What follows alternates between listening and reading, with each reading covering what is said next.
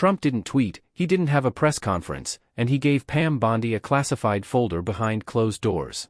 What she discovered had people scrambling before the sun even rose.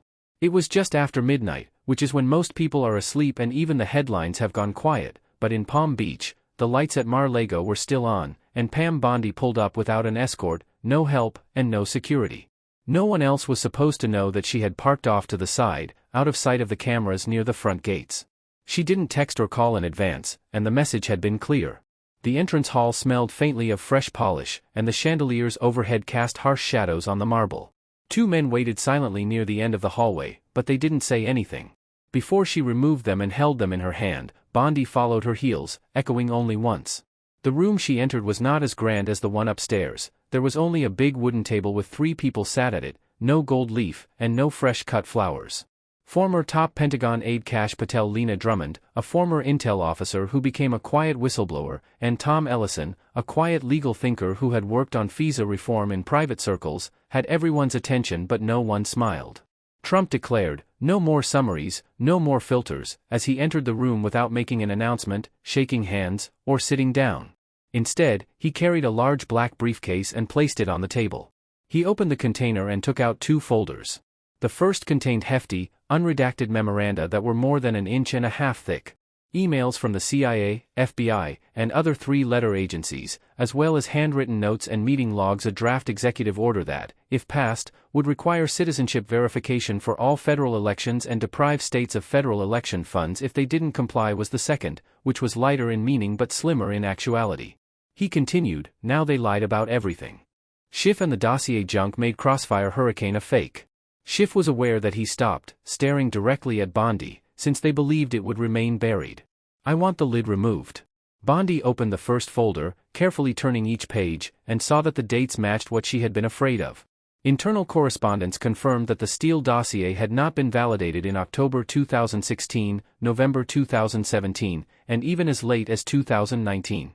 Some emails even cautioned specific agents from raising red flags since leadership likes narrative continuity. "I want the law to deal with this." Trump stated that we will be accused of politicizing intelligence if we utilize firepower instead of words or social media stunts where it counts. Trump didn't blink, so let's at least be honest since we've already been charged with everything. For the first time, Lena spoke at a level that would make Russia Gate appear like a kindergarten politician. These memoranda imply coordination, so it wasn't ineptitude, it was theater. Bondi searched for, "You want me to go public with this?" But Trump replied, "I want you to go legal. You'll build the case quietly and meticulously, and when the time is right, we go straight to Congress." She didn't immediately respond, instead looking through the memos again. One in particular, an internal FBI note dated October 28, 2016, caught her attention. It stated that none of the dossier's sources had been verified, but that the Schiff team feels that precision is less important than time. She put the paper down and said, "I'll do it, but once this starts, there's no turning back." After Trump nodded once, "That's why it's you outside," the wind picked up inside, and for a full 30 seconds, nobody said anything. Bondi then reached for her heels, stood, and looked everyone in the eye. What Trump didn't realize at the time, though, was that this wasn't just a legal tactic, it was a match hovering over gasoline. Bondi reserved a peaceful room at a small inn off the highway in Jupiter, Florida, the following morning instead of going back to her D.C. condo. She needed time and quiet, therefore she didn't want any calls or reporters, not even her usual security detail. It was no longer about email chains or timeframes. Instead, it was about intended patterns, language, and the things people write when they believe no one will ever see them. The folders were strewn all over the bed, and she was sitting cross-legged on the edge with her laptop closed next to her. 2 FBI supervisors flagged the Steele dossier as unverified and based on political opposition in a memo dated mid-2016. This was followed by an internal email confirming that Christopher Steele was paid by Fusion GPS, a third-party contractor with direct connections to the Clinton campaign. Bondi noted it and maintained a running record of the dates, names, and signatures. While creating a trail, the audio appeared halfway through a collection of digital records on a thumb drive. Cash had slid into the folder, and she hit play.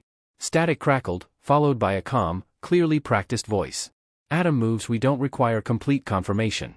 The FISA must be ready by Monday, so we need to move quickly." Bondi took a seat back and played it again. This time, there was no doubt or rejection in the voice, he was guiding it. She opened a yellow paper and began composing a fresh piece with assertions that went against what the public had spoken. Schiff was caught authorizing a request for surveillance based on information that no one had confirmed, despite having spent 4 years telling the public that there was unmistakable proof of conspiracy and standing in front of cameras on Capitol Hill making statements of confidence. She clicked on the Fusion GPS chain, which contained dozens of messages exchanged with senior campaign staff. One line stood out as the timestamp. Just weeks before the election, we're pushing the material through a friendly intel channel now should land by Friday. Patel had warned her that they would call her reckless for even having these files.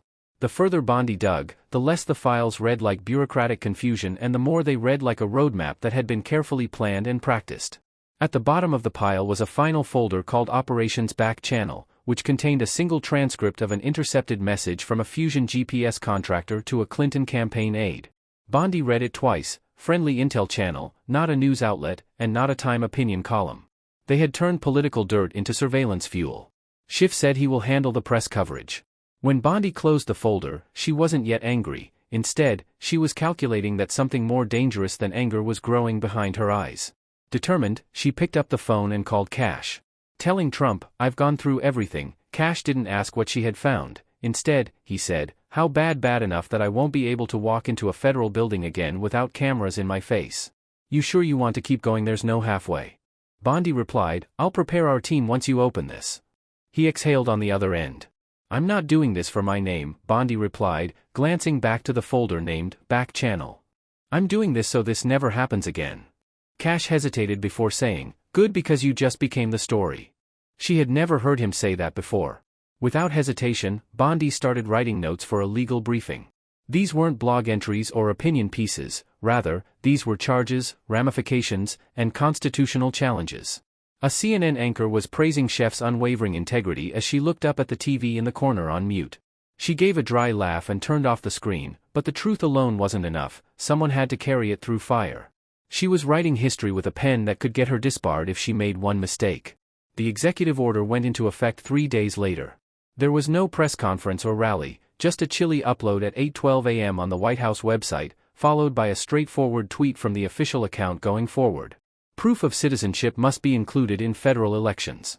By midday, the world was on fire, and states that violated the law would no longer be eligible to receive federal election financing. A 5-hour broadcast on CNN criticized the fascist authoritarian overreach order. In Sacramento, MSNBC featured 3 former DOJ officials discussing whether Bondi should be disbarred. Before completing the order, California's Attorney General declared a lawsuit. Bondi watched the headlines without responding because she knew this part would come, but she was surprised by how quickly the machine turned. Bondi was sitting by herself in a war room in D.C., surrounded by paperwork, legal pads, and a stack of subpoenas that were ready to be filed. She was a Trump supporter with a personal grudge, and the media ceased referring to her as a former attorney general. The decline of democratic standards was already being discussed by academic groups. Some even questioned if Bundy's access to confidential material went against national security protocols. None of them touched on the content that afternoon when Schiff called a press conference. The cameras rolled before he got to the podium, and his expression was measured and his voice dipped just enough to sound solemn. "This isn't transparency," he said, "and it's a direct attack on our democratic institutions." None of them mentioned that the documents she cited were legally declassified. Pam Bondi has regrettably chosen to act as an enabler in the crowd while President Trump uses declassified material as a tool to sow mistrust, spread conspiracy theories, and undermine our election systems from inside. "I'm saying context counts." A reporter questioned a congressman if she was questioning the veracity of the documents she provided. Chief retorted that anything might appear suspicious if it is selectively chosen. Bondi didn't hold a microphone or issue a press release in response. She dialed Natalie Winters. "You sure you want to be in this?" Bondi asked. "I've been in it for years." "This just makes it official that night," Natalie said, while the media recycled talking points. Natalie was a data-driven journalist, not a politician or even a lawyer, who had been quietly publishing investigations that mainstream outlets refused to touch. Natalie posted a silent topic on X without any filters or hashtags. Only a series of screenshots of internal Fusion GPS conversations, each connected to identities, timestamps, and a digital paper trail, were viewed over 10 million times in a matter of hours, but the backlash was equally swift. The following morning, a manipulated video clip went viral, giving the impression that Natalie had called for violence when in fact she hadn't, but the cut was so convincing that major networks carried it for an hour. The threats in her face were all over the place. Emails, texts, and comments on her previous college articles. "We are aware of your residence, traitor fascist," and Bondi called her right away. "They are attempting to discredit you before you reach the witness table." I assumed Natalie would respond calmly, but that simply indicates that they are afraid. Bondi responded, indicating that you performed your duties. Natalie paused, wondering, now what? The following morning, Bondi walked straight into her office and instructed her legal team to get Natalie ready for committee testimony. They didn't blink, and by the evening, protesters were assembling outside the building with signs, chants, and cameras inside. BDD said, "You're not just a journalist, you're a witness, I'm bringing you in." Bondi took another look at the files. She sent Natalie a brief email saying, "Get ready, they'll throw everything at us, just hold the line." Every page suddenly felt radioactive, every word an accusation, but she was driven by responsibility rather than fear. She didn't start this, but she would be damned if she let someone else to rewrite it.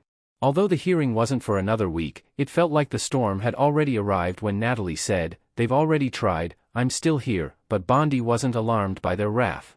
Without an entourage or cosmetics crew, Natalie Winters got off the train at Union Station sporting a canvas coat, black trousers, and a beat-up leather rucksack.